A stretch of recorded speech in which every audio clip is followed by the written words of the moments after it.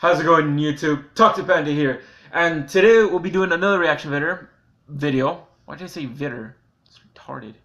Anyway, that we'll be doing another reaction video. I'm doing a lot better than I was before. I'm not sick anymore. That's a good thing. My face is way too close up. But yeah, I'm super excited to do this reaction video. This is from Faxverse, and it's the top 10, not top 10. I'm thinking of something else. I'm sorry, guys. It's the 10 most zombie-proofed homes. Now, oh my god, I'm super excited because I'm the type of guy who likes watching other people do doomsday preps, you know, where they have the houses and everything and they're building them, and you have like ways to survive the zombie apocalypse or the power grid going out, something going wrong, right? I like hearing all about that and like learning about it. It's pretty cool. But I'm super excited to see how these people survive the zombie apocalypse. Let's begin. Faxverse presents Oh, Faxverse, there we go. 8 homes that are zombie-proof. Number 1, the ultimate safe house. Huh. This house was designed by KWK Prones, and it can be locked up so tightly that you don't need to worry about anyone coming inside. The walls are movable, and they will cover all of the windows so that no one can get in. There is only one entrance to the home, and it is located on the 2nd floor. To get to the entrance, you would need to cross a drawbridge. It is the perfect place to defend your family and to keep intruders from making it to the door. Well, what happens if, like, Number 2, there's only one exit, though? From Iceland Home. This house is located on Eliaway, which is an island located near Vestmannaeyjar, off the south coast of Iceland. The house is the only building on the island. Without a boat, access to this island is impossible. Even with a boat, getting on the island and making the trek to the house can be difficult. Since zombies cannot drive boats, this house deserves to be on the list of the best homes zombie-proof. That zombie-proof. The home was actually to be given as a gift to Bjork to thank her for putting Iceland on the international map. She didn't accept the gift due to the public outrage. It is unknown who owns the home now, or if anyone lives in it. Oh man, it's insane. Number 3. That one's cool. Dunbar Rock, Honduras. This is a home that is built 30 feet above a natural reef. Getting to the home is impossible without a boat. If there were a zombie apocalypse, you wouldn't need to worry about going hungry. You got raiders. There are plenty of fish right around the home. This is a big home, and it has 6 bedrooms, each with its own bathroom and balcony. Yeah, but you got raiders, like I said, they go in boats. Homes in the middle That's of the not water. However, they proof. are far enough from the home Against that raiders you and can all stay that. safe from zombies or intruders. Not really. Number 4, the Cold War Adirondack Missile Silo House. Wow, big name. This home is located in the Adirondack Mountains in New York. A bunker. What makes this home so special is that it is actually just a decoy for the real safe house that is located underground. The house itself was built on top of a missile silo from the Cold War. Ha! The That's home, smart. located above ground, has 2,000 square feet of living space. If you're in the home and there's a threat, you can go to the basement and enter a code on the keypad. This will open the door to 2,300 more square feet of living space, which is underground. Oh yeah, that's smart. There are 2 bedrooms, each with marble bathrooms, a dining area, and an entertainment area. The ceilings are 10 feet tall, and there is simulated daylight underground. The house even has its own personal runway, just in case you need to fly to the home quickly and get underground. If there were going to be a zombie apocalypse, you can hide underground. This one is the spot I would be. And comfortable. Oh yeah. This home that is home I on the want. market for $1.75 million. Oh god, so Number much. 5, Atlas F Missile Base. This home is located near Abilene, Texas. In 1997, a man named Bruce Townsley paid $99,000 for the home. Damn. When you pull up to the property, you wouldn't even know that there is a home there because it is underground. In order to get inside, you would need to open a hatch located on the ground and walk down a long flight of stairs. At the bottom, you would walk through a long cylinder to get to the living area. That's insane. The living area has a sleeping area, a dining area, and a sitting area. It has all of the comforts of an above-ground home. The best part is that zombies will never be able to find you. Number 6. Nike Missile Base, Southeast Indiana. From the outside, this home looks like a garage. It is plain, and there is nothing too interesting inside. It don't It is matter. actually Survival. what is underground that makes this home so special.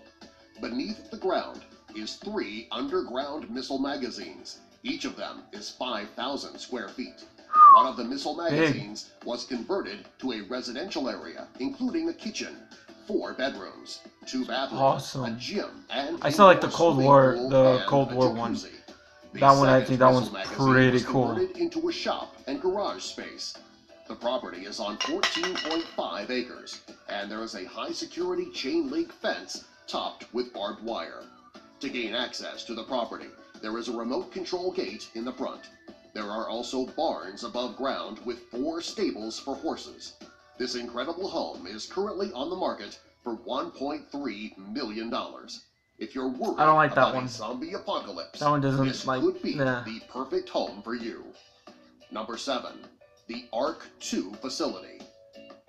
The Ark 2 facility is located in Canada, and it is a 10,000 square foot nuclear shelter. It is the largest privately constructed shelter in the world. You already In surviving. order to build the shelter, 42 buses were buried underground, connected, and then the concrete was poured around them to make them as strong as possible. There is an entrance above ground that will take you down to the shelter. Down below, there are bunk rooms, each with their own day room. There's also a kitchen, men's and women's washrooms and showers, a surgical area, a laundry room, a library, a conference room, a tool room, a chapel, an exercise room, a privacy room, and even a daycare. It is the perfect hideout underground for Canadians if something serious Canadians. should happen above ground. I'm an American. It won't work. Number 8. Home in a hole. Home in a hole. The upgrade of this house is really serious when it comes to security. It is located inside of a huge hole in the middle of the desert. Even if the zombies were to venture out into the desert, they would still have to get over the mountain-like ridge, only to fall into a hole. The home is relatively large, with a porch on the back and the front of the home. The artificial grass gives the home the appearance of having a lawn. It is a great place to hang out in the end days. Subscribe for more. Oh man, that was awesome. I think there was like 3 in there I liked the most. And the one was the Cold War, the Asylum. I think that was awesome. That one is the one I would say. And then the very first one, the one where there's only one entrance, a drawbridge, and it's on the 2nd floor. But they're saying only for a zombie apocalypse. Like, there's a lot of other things just besides zombies. Like, you got raiders, you got survivalists, you got nut jobs, and then you got the military who still has the order to execute anything on site, human, non-human, because it's the virus. They still got to contain it as much as possible. If all that fails, there's probably going to be a 3rd one, and that's the government's idea of going to Plan B. Nuke it. Wipe out everything. Doesn't matter. Just wipe it out. If that fails, they're probably gonna do one of I don't remember what it's called. It's when the plane's going and the bombs fall, but flames go through. I don't remember what it's called. Someone in the comments will probably tell me. But yeah, that first cube one looked awesome until I thought about it when they said there's only one entrance. Well, what happens if something fails or someone breaks in or zombies actually somehow get in? You only have one exit, meaning you're gonna have to fight them off until you die. That's gonna be your tomb, and that's and then the last one of the house in the hole. Oh god, I like that one. Oh, the house in the hole. That's interesting.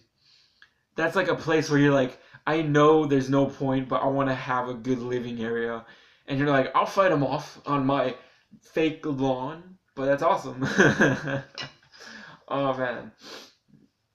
Oh, man. I like that. That was interesting. But yeah, some of them were stupid. I didn't like some of them. Like, there was one of them I didn't like was the guy who built one in Texas. That one, I don't like that one too much. And then there was one of a barn, and then the buses, the Canadian one, I don't like that one. I don't like the Canadian one. I don't like the one with the barn and all that. Those I don't like. Because, like, you gotta think about the worst. And that's not good. But, if I had to build a bunker, per se, a bunker, I would probably look for, like, somewhere abandoned. Turn that into something where, like, it looks livable. And, like, yeah, of course you're gonna have raiders, but it's a decoy. For like, oh, you know it's gonna get robbed. Place stuff where like someone could like, oh, I could stay here, but they don't expect you to have something underneath. But it's different. Like it would have a passcode where it would open up. You go down and it was shut, but it would be so stealth where it would just look like it blended in perfectly. You'll never think, oh, there's a code here, and it'll be like a side code, putting the code side down, close, and then the bottom would open. Close right back, perfectly stuffed, and you'd be there, just in case something goes wrong. But yeah, I talk way too much, huh? But yeah, if you enjoyed this video and you loved it and loved me reacting to it, I'm probably gonna react to more of their channel. The next video I'm gonna be reacting to is another Tracy Talks Trash or another compilation, or it's probably gonna be another one of these because I enjoyed them pretty much, or it's probably gonna be another Try Not to Laugh challenge. I know I still have to do the hot sauce thing. Haven't gotten around to it. I forgot all about it. Haven't gotten around to it. Hopefully I will soon.